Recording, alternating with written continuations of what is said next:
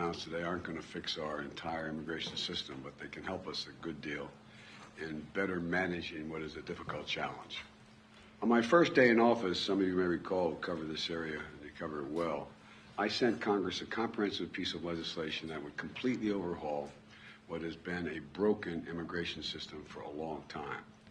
Cracking down on illegal immigration, strengthening legal immigration, and protecting dreamers, those who have temporary protective status, and farm workers, who all are part of the fabric of our nation. But congressional Republicans have refused to consider my comprehensive plan.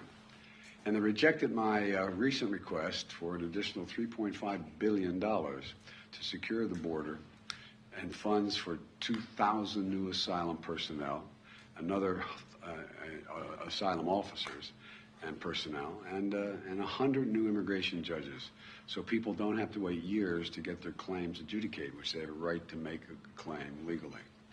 And the failure to pass and fund this comprehensive plan has increased the challenges that we're seeing at our southwest border. No one knows this better than the Vice President.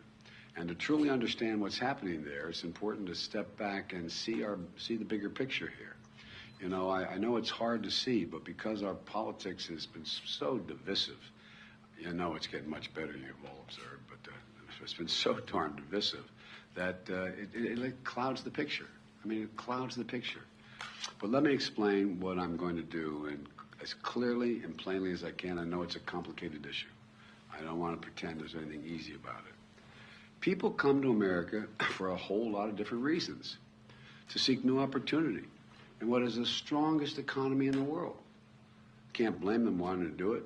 They flee oppression, you know, to the freest nation in the world. They chase their own American dream in the greatest nation in the world. And the story of America is the story of so many of your families, including mine, going back to the mid-1800s from Ireland. Now, there are a number of ways to immigrate to America legally under our existing laws. For example, an American citizen can sponsor an immediate family member from another country. An American company can sponsor an employee from another country. There are visas for students to study in our colleges and other special categories. And regardless of the legal pathway they process them to require everyone be involved in following the law. That's the notion. There are laws to get here legally. That includes another legal way for someone to come to America by seeking asylum because they're fleeing persecution, like a lot of our ancestors did as well. And for many people, that's what's happening at our southwest border now. Over the past several years, thousands of people have been fleeing from Central and South America and the Caribbean countries ruled by oppressive dictators, including Cuba, Nicaragua, Venezuela, and escaping gang violence, which has the same impact, in Haiti. Currently, these four countries account for most of the people traveling into Mexico to start a new life by getting to the American border and trying to cross. But instead of safe and orderly process at the border, we have a patchwork system that simply doesn't work as it should. We don't have enough asylum officers or personnel to determine whether people qualify for asylum. There's a standard by which you have to meet. We don't have enough immigration judges, to adjudicate the claims of immigrants. In fact, the previous administration used a rule called Title 42 to deal with the pandemic. To rapidly expel people who crossed the border. It was designed to deal with the pandemic, but it's used as a means to expel people at the border. People turned away under Title 42, and they're not barred from trying to come back. They've been turned away. They go back. They try again. They try again. Well, you know, they can and they do try to re-enter the United States again and again, which makes the problem at the border even worse. And under the United States Supreme Court decision, a case on Title 42 later this year, my administration will make a decision, finally, what to do about Title 42. In the meantime, my administration will continue to use that authority as the Supreme Court has required. And until Congress passes the funds, a comprehensive immigration plan to fix the system completely, my administration is going to work to make things better at the border using the tools that we have available to us now. Today, my administration is taking several steps to stiffen enforcement. for those who try to come without a legal right to stay, and to put in place a faster process, I emphasize a faster process, to decide a claim of asylum. Someone says, I'm coming because I'm escaping oppression. Well, there's got to be a way to determine that much quicker for people who are credibly seeking protection from persecution. Secretary of Homeland Security Mayorkas will detail these actions very shortly after I finish at Homeland Security. But here's one significant step we're taking. Over the summer, we saw a huge spike in the number of Venezuelans traveling through Mexico and attempting to enter the United States without going through our legal processes. We responded by using and ensuring that there are two safe and lawful ways for someone leaving the country to come to America. That was one of the reasons you were proposing. First, if they're seeking asylum, they can use an app on their cell phone called CBP1, O-N-E, CBP1, O-N-E. That's to spell it out, not the number one. To schedule an appointment at a port of entry and make their asylum claim there without crossing the border unlawfully, and have a decision determined by an asylum officer, do they qualify? Second, in October, we worked with the Mexican government to launch a new parole program. There's another program called, you all know it, but the public may not, called the parole program, that immediately showed results by reducing the number of people crossing the border unlawfully. The way this parole program works, one must have a lawful sponsor here in the United States who agrees to sponsor you to get here. Then that person has to undergo rigorous background checks and apply from outside the United States and not cross the border illegally in the meantime. If they apply and their application is approved, they can use the same app, the CBP1 app, to present at a port of entry and be able to work in the United States legally for 2 years. That's the process.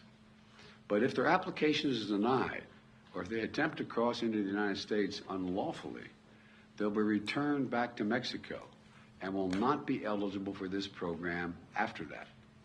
So if they making the program available, if they apply and they do it properly, fine. If they don't apply and they try to come through, they're not going to have an opportunity to deal with the program. This new process is orderly, it's safe, and it's humane. And it works. Since we created the new program, the number of Venezuelans trying to enter America without going through a legal process has dropped dramatically, from about 1,100 per day to less than 250 per day on average. That's several hundred people on average every single day who are not crossing into America illegally. Today I'm announcing that my administration is going to expand the parole program for people not only from Venezuela, but from Cuba, Nicaragua, and Haiti. Again, these four countries, Venezuela, Cuba, Nicaragua, and Haiti, these four countries account for most of the people now traveling into Mexico to try to start a new life by crossing the border into the United States of America on the southwest border. We anticipate this action is going to substantially reduce the number of people attempting to cross our southwest border without going through a legal process. In fact, today, I'm announcing that Mexico has agreed to allow to return up to 30,000 persons per month who try, get caught, and get sent back from those four countries, who are apprehended while attempting to unlawfully cross the border, the southwest border. My message is this. If you're trying to leave Cuba, Nicaragua, or Haiti, or have agreed to begin a journey to America, do not just show up at the border. Stay where you are and apply legally from there. Starting today, if you don't apply through the legal process, you will not be eligible for this new parole program. Let me reiterate. You need a lawful sponsor in the United States of America, number one. And you need to undergo a rigorous background check, number two. If your application is approved and you show up at a U.S. airport or when and where directed, excuse me, you have access. But if your application is denied or you attempt to cross into the United States unlawfully, you will not be allowed to enter. Look, We should all recognize that as long as America is the land of freedom and opportunity, people are going to try to come here. And that's what many of our ancestors did. And it's no surprise that it's happening again today. We can't stop people from making the journey, but we can require them to come here, that they come here in an orderly way under U.S. law. And let me say it again. The actions we're announcing today will make things better, but will not fix the border problem completely. There's more that has to be done. I laid that out in the first week I was here.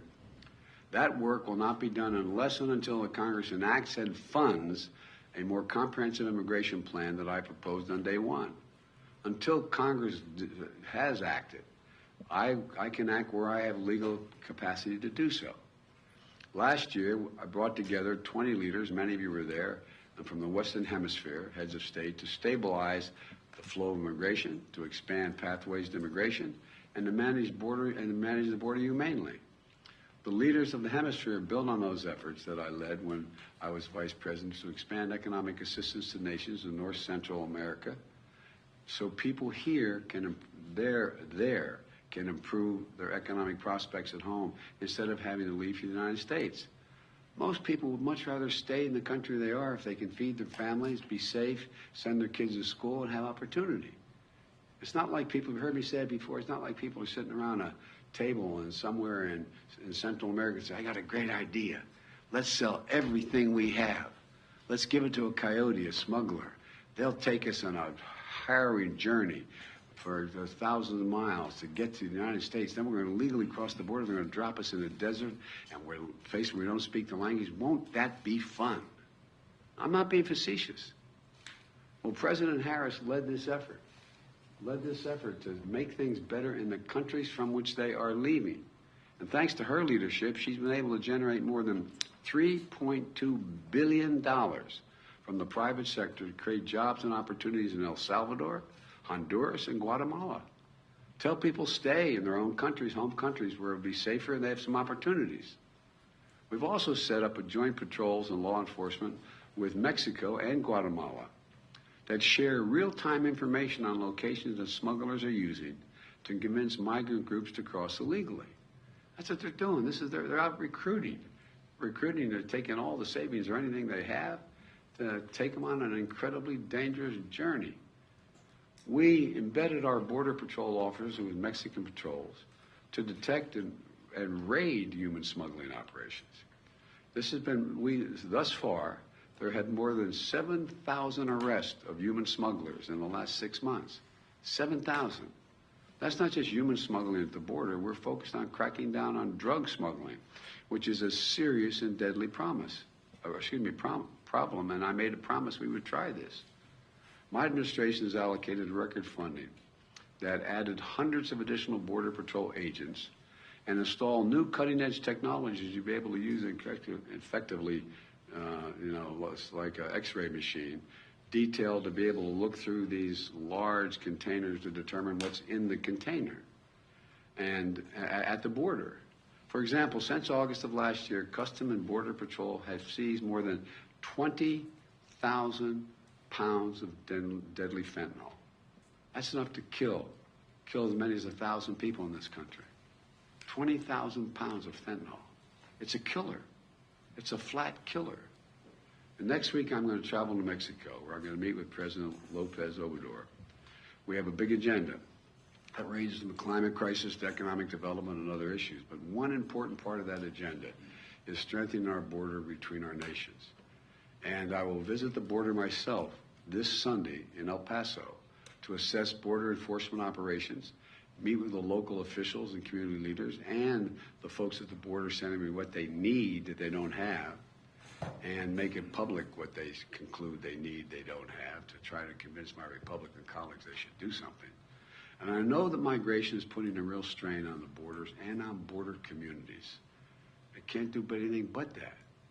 We're going to get these communities more support. And I want to thank all the nonprofits, the faith groups, the community leaders, and other volunteers who will make sure that vulnerable immigrants have what they need to survive, whether it's food, warm clothing, shelter, medical care, right after their arrival. These religious and civic groups represent our nation's generosity, the best of our country. And they really do. They really do.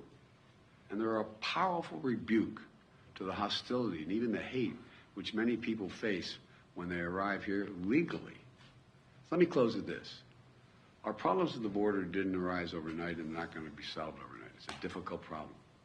It's clear that immigration is a political issue that extreme Republicans are always going to run on. But now they have a choice. They can keep using immigration to try to score political points, or they can help solve the problem. They can help solve the problem and come together to fix the broken system.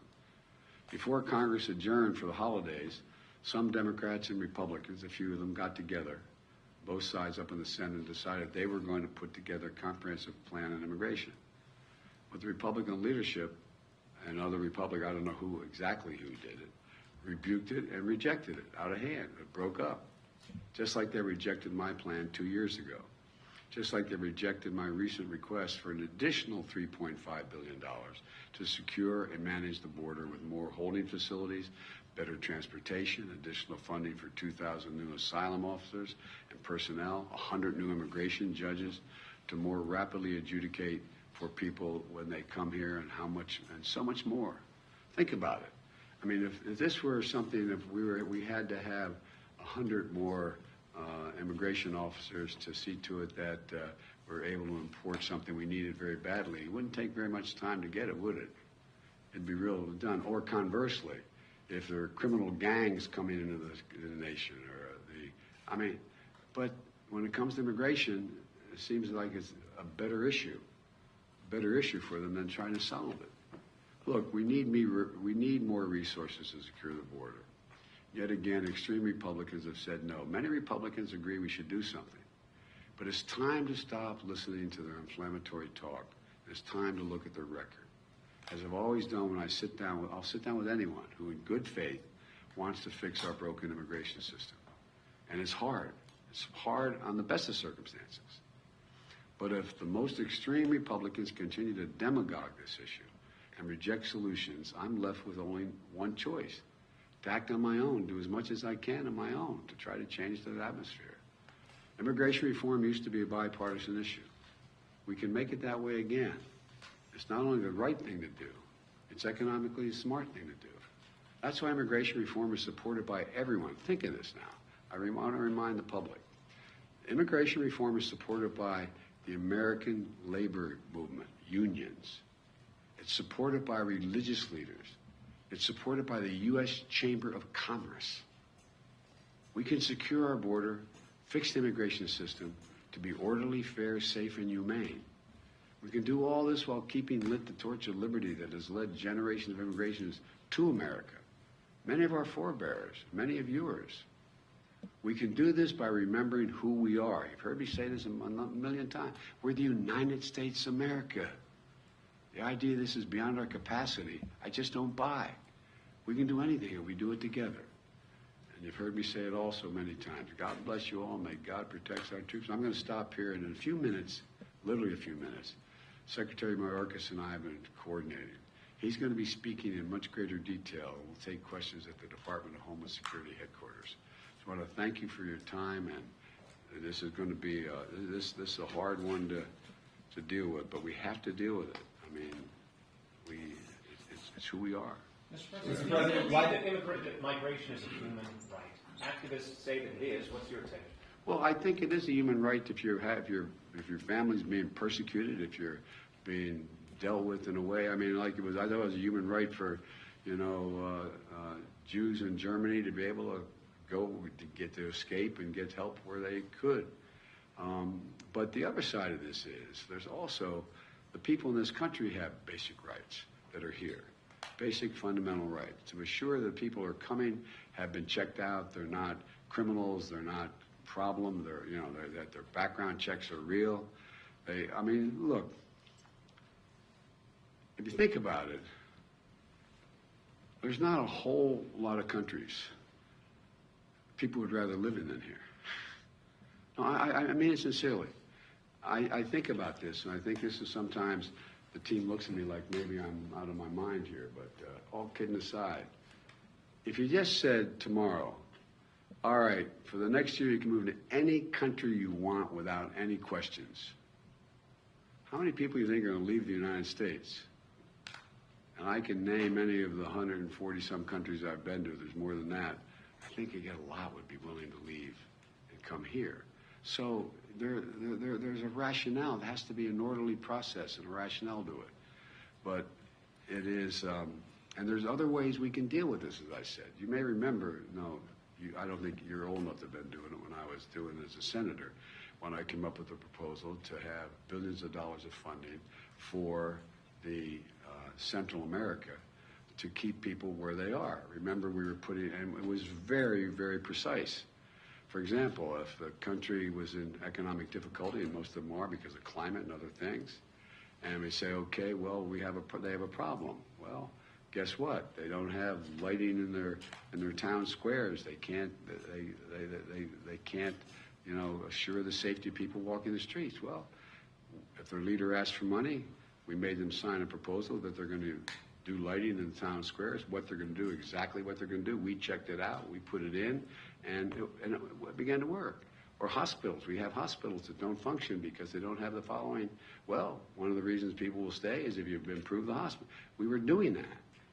And the thing that I'm so presumptuous to say proud of, but proud of the Vice President, she went beyond the United States and contributors to try to get the rest of the world to say, look, this makes sense. And, she got commitments of $3.2 billion. And so there's a lot to be done. And think about it, even back in days when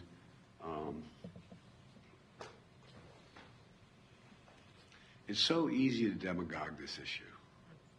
It's so easy to demagogue it. And you hear, a number of our friends, the MAGA Republicans, talking about, they don't even want me speaking English anymore. They want me speaking da-da-da. They're going to take over my community, my name, they, whoever they are at the time. Well, that's what a lot of folks went through when they got here, going all the way back to the 1800s. It's not new. It's part of it's human nature and fear, but there's got to be an orderly way. And I know we can make it much, much better. Mr. President, why did you decide that now is finally the right time to visit the southern border? Republicans have been calling on you to do this since the beginning. Because the Republicans haven't been serious about this at all. Come on. They haven't been serious about this at all. I wanted to make sure that I knew what the outcome, at least the near outcome, was on Title 42 before I went down. We don't have that yet, so I had to operate. I don't like Title 42. But it's the law now. I have to operate within it.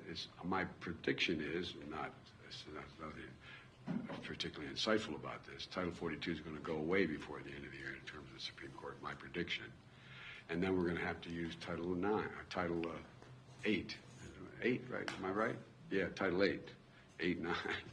And which we can implement what we're doing here, plus some other things. But so I wanted to make sure there was a rational way in which we could begin to announce it. But I couldn't wait once the Supreme Court ruled that they're not going to make the final decision on Title 42 for some time, for another, who knows, probably not till June, in that range, although I don't know that for a fact, to be able to lay this out. But look, my Arcus is waiting to impress you all. All kidding aside. How about Ukraine, sir? Are you concerned about the fact that requiring airlines to get prejudice or sort of lean it toward wealthier migrants and yes. make it harder for poorer migrants? Yeah, but there's also ways to get to ports of entry along the border as well. I'm sorry. Okay. So the ceasefire proposed by President Putin in Ukraine for the Orthodox Christmas on January 6th, 7th, have you heard about that? Do you have a reaction to whether it's... I'm reluctant to respond to anything Putin says. I found it interesting. He was ready to bomb hospitals and nurseries and churches, and on the 25th and New Year's, and I mean, I think he's trying to find some oxygen. Thank you so far. Are you still monitoring the speaker's race? Are you still watching the speaker's race? I'm following with great. How can I say it? Attention. Attention. Mr. President, have you decided? Thank you very much. Thank you.